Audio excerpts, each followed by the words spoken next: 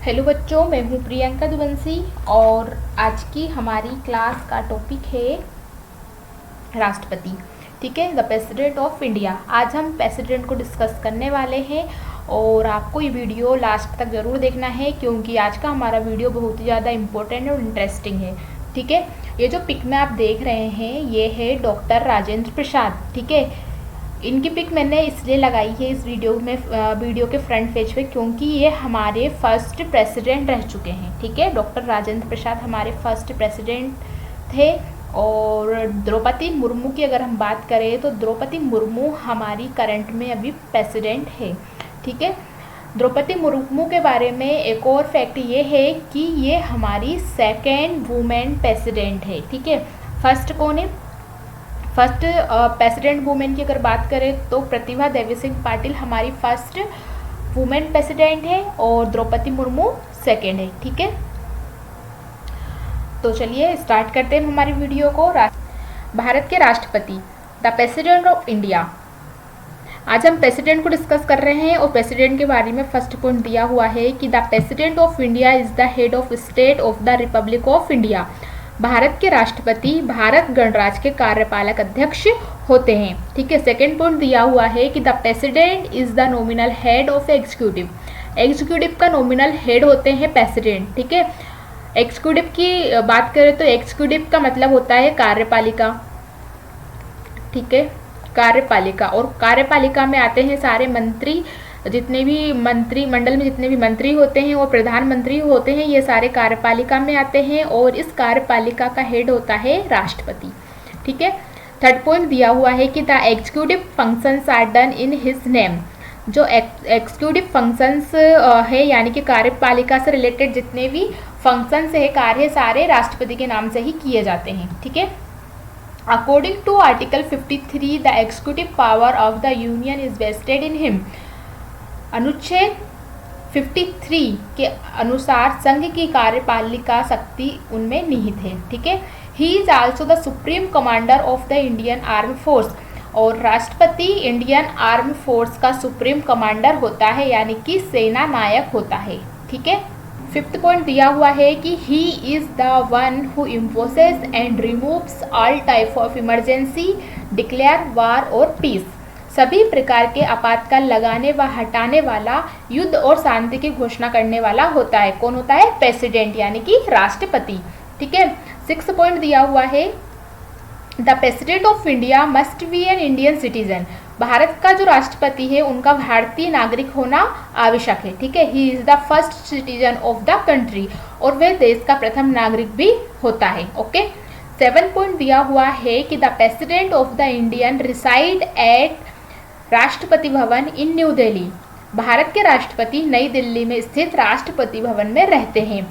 Also known as Raisina हिल, जिसे रायसीना हिल के नाम से भी जाना जाता है। ठीक है, 8 पॉइंट दिया हुआ है कि there is no limit to the maximum number of time the president can hold office. राष्ट्रपति अधिकतम कितनी भी बार पद पर रह सकते हैं, इसकी कोई सीमा तय नहीं है।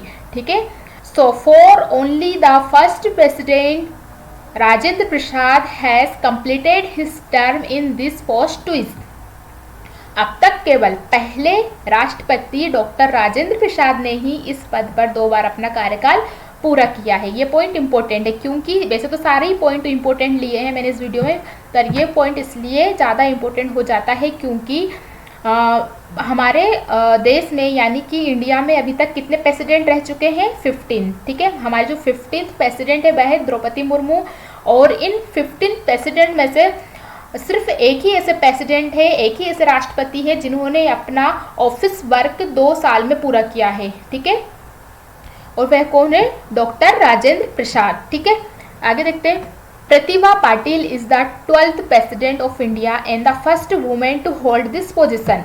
प्रतिभा पाटिल हमारे देश यानी कि इंडिया की 12th प्रेसिडेंट थी। ठीक है, और ये फर्स्ट वुमेन प्रेसिडेंट थी इस पोजीशन पर। ठीक है, प्रेसिडेंट के पद पर यह पहली महिला राष्ट्रपति थी। He took oath of office and secrecy on 25 July 2007। उन्होंने 25 जुलाई 2007 को पद व गोपनीयता की शपथ ली थी। आगे दिया हुआ है कि Droupadi Murmu is currently the 15th president of India. ठीक है, वर्तमान में द्रौपदी मुर्मू है वह भारत की 15वीं राष्ट्रपति है। ठीक है, अब डिस्कस करते हैं राष्ट्रपति का चुनाव। ठीक है, राष्ट्रपति चुनाव में फर्स्ट पॉइंट दिया हुआ है कि the president of India is elected according to article 55 by the system of proportional representation by mean of the single transferable vote. यानी कि भारत के जो राष्ट्रपति है उनका चुनाव कौन से अनुच्छेद के अकॉर्डिंग होता है? अनुच्छेद 55 के अनुसार। ठीक है, और इनका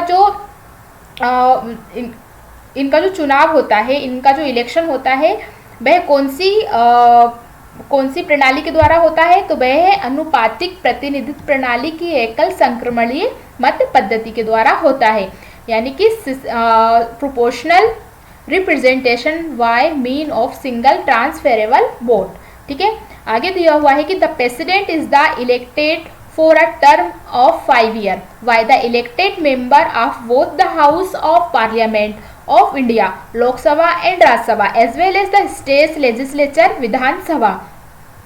यानी कि राष्ट्रपति को भारत के संसद के दोनों सदन कौन से? लोकसभा और राज्यसभा, और इसके साथ ही विधायिकाओं का सदन विधानसभा के निर्वाचित सदस्यों के द्वारा 5 वर्ष के लिए चुना जाता है। ठीक है, इसमें इम्पोर्टेंट ये है कि हमारे जो प्रेसिडेंट है इनको इलेक्ट किया जाता है लोकसभा और राज्यसभा के इलेक्टेड मेंबर के द्वारा, साथ ही विधायिका है हमारी जो, उसमें जो विधानसभा है, विधानसभा के इलेक्टेड मेंबर के द्वारा राष्ट्रपति को इलेक्ट किया जाता है, और इनका टाइम पीरियड क्या है? 5 ईयर। ठीक है, 5 ईयर के लिए ये इलेक्ट किए जाते हैं। नेक्स्ट पॉइंट दिया हुआ है कि any citizen of India who is 35 years of age और more can be candidate for the post. Bharat का कोई भी नागरिक जिसकी उम्र 35 साल या उससे अधिक हो वह पद के लिए एलिजिबल हो सकता है। ठीक है, फोर्थ पॉइंट दिया हुआ है कि for the post of president a candidate should be qualified to be a member of Lok Sabha and should not hold any office of profit under the government. ठीक है, राष्ट्रपति पद के लिए उम्मीदवार को लोकसभा का सदस्य बनने की योग्यता होनी चाहिए, और साथ ही वे सरकार के अधीन कोई भी लाभ का पद धारण किया हुआ नहीं होना चाहिए, यानी कि ऑफिस ऑफ प्रॉफिट पर नहीं होना चाहिए। ठीक है, फिफ्थ पॉइंट दिया हुआ है कि what sum of following office holder have been allowed to stand a presidential candidate. Presidential candidate के लिए कुछ ऑफिस होल्डर्स को अलाउ किया गया है, वह कौन कौन से हैं? करंट प्रेसिडेंट, यदि करंट में कोई प्रेसिडेंट है तो वह दोबारा प्रेसिडेंट के लिए एलिजिबल होता है। सेकेंड पॉइंट दिया हुआ है करंट वाइस प्रेसिडेंट, यदि कोई वाइस प्रेसिडेंट है वह राष्ट्रपति के लिए या प्रेसिडेंट के ऑफिस के लिए इलेक्ट होना चाहता है तो वह एलिजिबल है। ठीक है, थर्ड पॉइंट दिया हुआ है गवर्नर ऑफ एनी स्टेट, यदि किसी स्टेट का कोई गवर्नर है वह भी राष्ट्रपति के ऑफिस के लिए एलिजिबल होता है।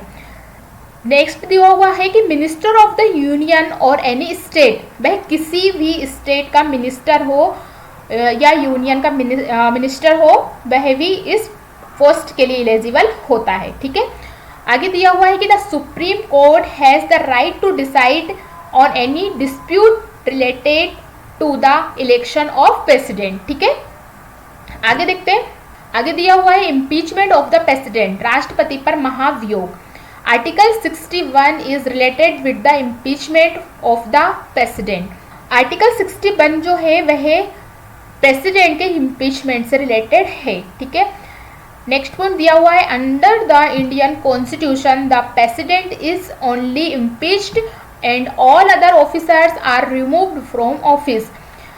यानी कि हमारे कॉन्स्टिट्यूशन के अकॉर्डिंग प्रेसिडेंट को इम्पीच्ड किया जाता है। ठीक है, यानी कि महाभियोग लगाया जाता है, और जितने भी प्रेसिडेंट के अलावा जितने भी ऑफिसर्स होते हैं उनको उनके ऑफिस से रिमूव किया जाता है। ठीक है, नेक्स्ट पॉइंट है impeachment is a legislature related action and where is removal from office is a executive related action. Impeachment है यानी कि महाभियोग की जो प्रक्रिया है वह लेजिस्लेचर से रिलेटेड एक्शंस होता है। ठीक है, whereas removal from office is an executive related action, जो रिमूवल प्रोसेस है रिमूवल की वह एग्जीक्यूटिव रिलेटेड एक्शन है। ठीक है, नेक्स्ट पॉइंट दिया हुआ है impeachment is a strictly followed formal act. Impeachment की जो प्रोसेस है वो स्ट्रिक्टली फॉलो की जाती है और ये एक फॉर्मल एक्ट है, ठीक है। They take place only when the constitution violated, और ये तभी यूज की जाती है जबकि कॉन्स्टिट्यूशन का वोलेशन हुआ हो, ठीक है। फिफ्थ पॉइंट दिया हुआ है कि this वोलेशन is the political act. वोलेशन यानी कि कॉन्स्टिट्यूशन का वोलेट या संविधान का वोलेशन होता है, तो वह वोलेशन क्या है, एक पॉलिटिकल एक्ट है which is determined by the parliament, और वह पार्लियामेंट के द्वारा डिटरमाइन किया जाता है। नेक्स्ट पॉइंट दिया हुआ है कि he will be removed from office only if he is removed via motion presented in the parliament which at the time of moving it has the support of 1/4 of member of the house।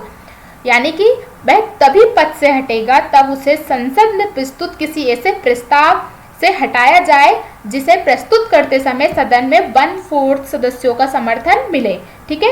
Next point दिया हुआ है कि 14 days period notice will be given to him before passing the resolution. Resolution के पास होने से पहले president को 14 डेज पहले एक नोटिस दिया जाता है, ठीक है। The resolution must be passed by a majority of not more than 2/3 of the total strength of the house. प्रस्ताव सदन की कुल संख्या के 2/3 से अधिक बहुमत से पारित होना चाहिए, ठीक है।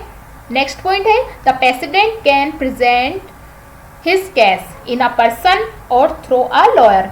राष्ट्रपति अपना पक्ष पार्लियामेंट में रख सकता है, या तो वह स्वयं के द्वारा रख सकता है या किसी लॉयर को हायर कर सकता है, उसके पास ये राइट होता है, ठीक है।